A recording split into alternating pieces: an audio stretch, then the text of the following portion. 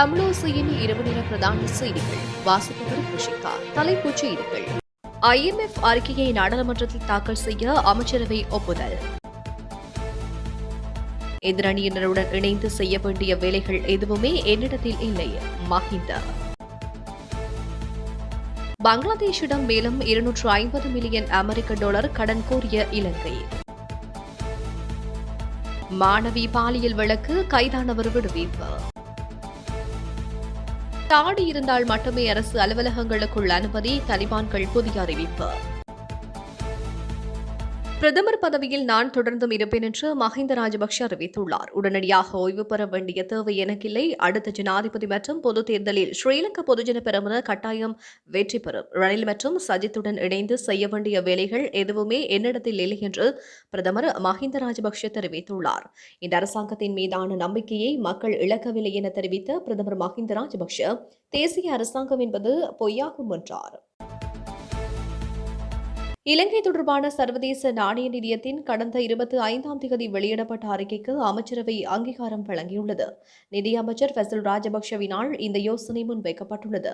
2021ஆம் ஆண்டிற்கான சர்வதேச நாணய நிதிய ஒப்பந்தத்தின் பிரிவு 4 95 பக்க அறிக்கை சமர்ப்பிக்கப்பட்டது. நாட்டின் பொருளாதாரம், எதிர்நோக்குங்கள், சவால்கள், அதற்கு வழிவகுத்த காரணிகள் மற்றும் பொருளாதாரத்தை மீள கட்டியெழுப்புவதற்கான முன்மொழிவுகள் ஆகியவை இந்த அறிக்கையில் உள்ளடக்கப்பட்டுள்ளன.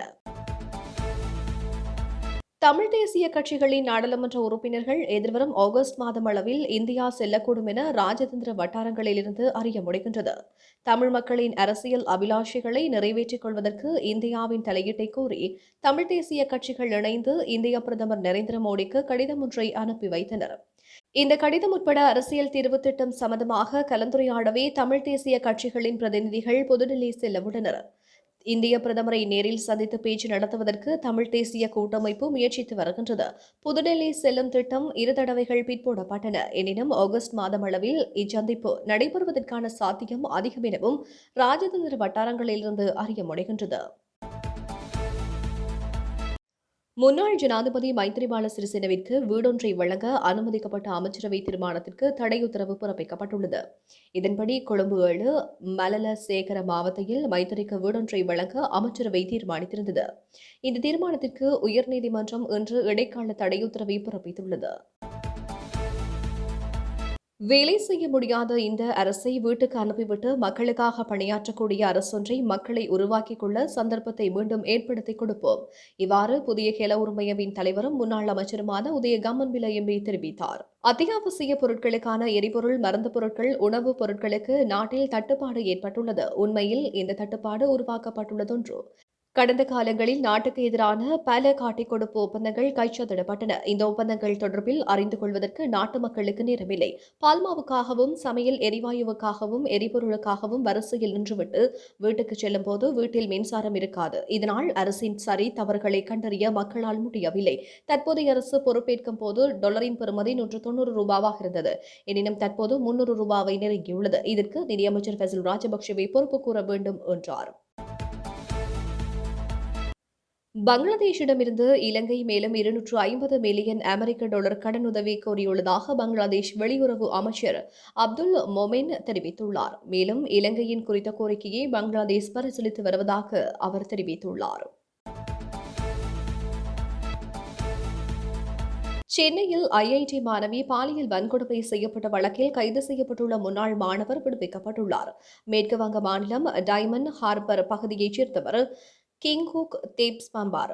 சென்னை IITயில் ஆராய்ச்சி படிப்பு மாணவர். அங்கு படித்து வந்த அதே மாநில மாணவியை காதலிப்பதாகவும் திருமணம் செய்து கொள்வதாகவும் கூறி சர்மா ஏமாற்றி பழகியுள்ளார். இதை அந்த மாணவியும் நம்பியுள்ளார். அந்த மாணவிக்கு சர்மா பாலியல் தொந்தரவு கொடுத்துள்ளார். நண்பர்கள் சுப்தீப் பானர்ஜி, மலாய் கிருஷ்ண மகதோ உள்ளிட்டவர்களுடன் சேர்ந்து சர்மா அந்த மாணவியை கூட்டு பாலியல் வன்கொடுமை செய்துள்ளார். இதுகுறித்து அந்த மாணவி IIT பேராசிரியர்களிடம் புகார் செய்து நடவடிக்கை எடுக்கப்படவில்லை. இதனால் சர்மா மீண்டும் அந்த மாணவியை மிரட்டி பாலியல் வன்கொடுமை செய்துள்ளார். இதன் விளைவாக அந்த மாணவி 3 முறை தற்கொலைக்கு முயன்று தோழிகளால் காப்பாற்றப்பட்டுள்ளார். கடந்த ஆண்டு மார்ச் மாதம் தேசிய மகளிர் ஆணையத்திலும் கோர்ட்புரம் காவல் நிலையத்திலும் தனக்கு நேர்ந்த கொடூரம் குறித்து மாணவி புகார் அளித்துள்ளார். இந்த புகார் பின்னர் மயிலாப்பூர் அனைத்து மகளிர் காவல் நிலையத்துக்கு மாற்றப்பட்டு சர்மா உள்ளிட்ட 8 பேர் மீது மகளிர் வன்கொடுமை தடுப்புச் சட்டம் உள்ளிட்ட பல்வேறு பிரிவுகளின் கீழ் வழக்கு பதிவு செய்யப்பட்டது. ஆனால் போலீசார் 8 பேரையும் கைது செய்யாமல் காலம் தாழ்த்தி வந்தனர். பாதிக்கப்பட்ட மாணவி 8 பேரையும் கைது செய்யும்படி வலியுறுத்தி வந்தார். இதன் விளைவாக குற்றத்தில் தொடர்புடையவர்களை கைது செய்ய தனிப்படை அமைக்கப்பட்டது. இந்த தனிப்படையினர் மேற்கு வங்கத்தைச் சேர்ந்த 8 பேரையும் கைது செய்ய அந்த மாநிலத்துக்கு சென்றனர். அங்கு சர்மாவை ஞாயிற்றுக்கிழமை கைது செய்தனர். அவரிடம் போலீசார் டைமண்ட் ஹார்பர் காவல் நிலையத்தில் வைத்து விசாரணை செய்தனர். திங்கட்கிழமை அங்குள்ள நீதிமன்றத்தில் சர்மாவை ஆஜர்படுத்தி டிரான்ஸ் வாரண்ட் பெற்று சென்னை அழைத்து வருவதற்குரிய நடவடிக்கையில் போலீசார் ஈடுபட்டுள்ளதாக தகவல் வெளியாகியுள்ளது. இந்த நிலையில் ஐஐடி மாணவி பாலியல் வன்கொடுமை செய்யப்பட்ட வழக்கில் மேற்குவங்கத்தைச் சேர்ந்த முன்னாள் மாணவர் கிங்சுக் தேவ் சர்மா ஏற்கனவே முன் ஜாமீன் பெற்றுள்ளதால் கைது செய்யப்பட்ட அவரை அங்குள்ள நீதிமன்றம் விடுவித்துள்ளது. ஆப்கானிஸ்தானில் ஆட்சி பொறுப்புக்கு வந்ததிலிருந்தே தலிபான்கள் பொதுமக்களுக்கு பல்வேறு கட்டுப்பாடுகளை விதித்து வருகின்றனர். ஆணொருவரின் துணையின்றி பெண்கள் விமானம் பயணம் செல்வதற்கு தடை விதிக்கப்பட்டுள்ளது. இதனிடையே தற்போது அரசு ஊழியர்களுக்கு ஒரு புதிய கட்டுப்பாடை தலிபான்கள் விதித்துள்ளனர். அதில் அரசு ஊழியர்கள் தாடி வைத்திருந்தால் மட்டுமே அலுவலகங்களுக்குள் அனுமதிக்கப்படுவார்கள் என அவர்கள் நிபந்தனை விதித்துள்ளனர். இதனையடுத்து அமைச்சரவை அலுவலகத்திற்குள் தாடி வைக்காமல் சென்ற அரசு ஊழியர்கள் தடுத்து நிறுத்தப்பட்டு வெளியேற்றப்பட்டனர். இதனிடையே இந்த உத்தரவுக்கு தலிபான் ஆதரவாளர்களை எதிர்ப்பு தெரிவித்துள்ளனர். தாடி வளர்க்க வேண்டும் என்று இஸ்லாம் ஒருபோதும் மக்களை வற்புறுத்தியதில்லை என்றும் அவர்கள் தெரிவித்துள்ளனர். தமிழோசையின் இரவு நேர செய்திகள் நிறைவு பெற்றன. உடனுக்குடன் செய்திகளை அறிந்து கொள்ள www.tamilosai.lk என்ற இணையதளமூடாக பிரவேசியுங்கள். வணக்கம்.